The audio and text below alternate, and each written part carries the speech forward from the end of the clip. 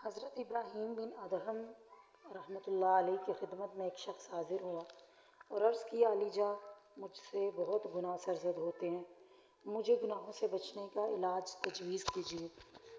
آپ رحمۃ اللہ علیہ نے پہلی نصیحت کرتے ہوئے کہا کہ جب گناہ کرنے کا پکا ارادہ ہو جائے تو اللہ کا رزق کھانا چھوڑ دو۔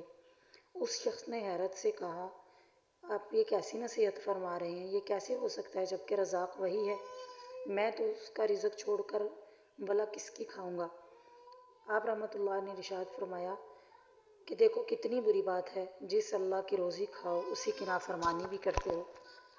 پھر آپ رحمۃ اللہ علیہ نے دوسری نصیحت فرمائی، جب بھی گناہ کا ارادہ ہو جائے تو اللہ کے ملک سے باہر چلے جاؤ۔ اس نے عرض کی، حضور یہ کیسے ہو سکتا ہے؟ تمام مشرق مغرب شمال جنوب دائیں بائیں اوپر نیچے الغرض جدھر بھی جاؤں ادھر ہی اللہ کا ملک ہے، اللہ کے ملک سے باہر نکلنے کی تو کوئی صورت ہی نہیں۔ آپ رحمۃ اللہ علیہ نے ارشاد فرمایا، دیکھو کتنی بری بات ہے کہ اللہ کے ملک میں بھی رہو اور پھر اس کی نافرمانی بھی کرو۔ پھر تیسری مرتبہ نصیحت فرمائی اور یہ ارشاد فرمائی کہ جب پختہ ارادہ ہو جائے کہ بس گناہ کر ہی ڈالنا ہے تو کر لو، لیکن اپنے آپ کو اتنا چھپا لو کہ اللہ نہ دیکھ سکے۔ اس نے حیرت سے عرض کیا کہ حضور یہ کیسے ممکن ہے کہ مجھے اللہ نہ دیکھ سکے؟ وہ تو دلوں کے احوال سے بھی باخبر ہے۔ تو ارشاد فرمایا، دیکھو کتنی بری بات ہے جب تم اللہ کو سمیع و بصیر بھی تسلیم کرتے ہو اور یہ بھی یقین کے ساتھ کہہ رہے ہو کہ اللہ ہر لمحے مجھے دیکھ رہا ہے، پھر بھی گناہ کیے جا رہے ہو۔ چوتھی نصیحت یہ فرمائی کہ جب ملک الموت سیدنا عزرائیل علیہ السلام تمہاری روح قبض کرنے کے لیے تشریف لائیں تو ان سے کہہ دینا کہ تھوڑی سی مہلت دیجیے، میں توبہ کر لوں۔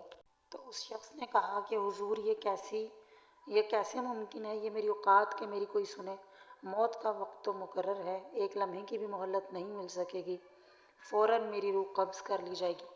تو آپ رحمۃ اللہ علیہ نے فرمایا کہ جب تم یہ جانتے ہو کہ میں بے اختیار ہوں، توبہ کی مہلت حاصل نہیں کر سکتا، تو فی الحال جو وقت تمہارے پاس ہے اسی کو غنیمت جانتے ہوئے ملک الموت کی تشریف آوری سے پہلے توبہ کیوں نہیں کر لیتے؟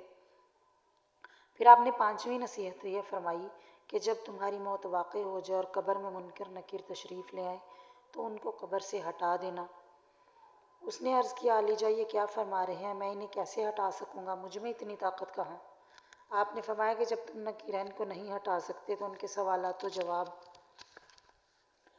کے سوال اور جوابات دینے کی تیاری ابھی سے کیوں شروع نہیں کر دیتے؟ اس آدمی پر ان نصیحتوں کا اتنا اثر ہوا کہ وہ زار و قطار رونے لگا اور اس نے سچی توبہ کر لی۔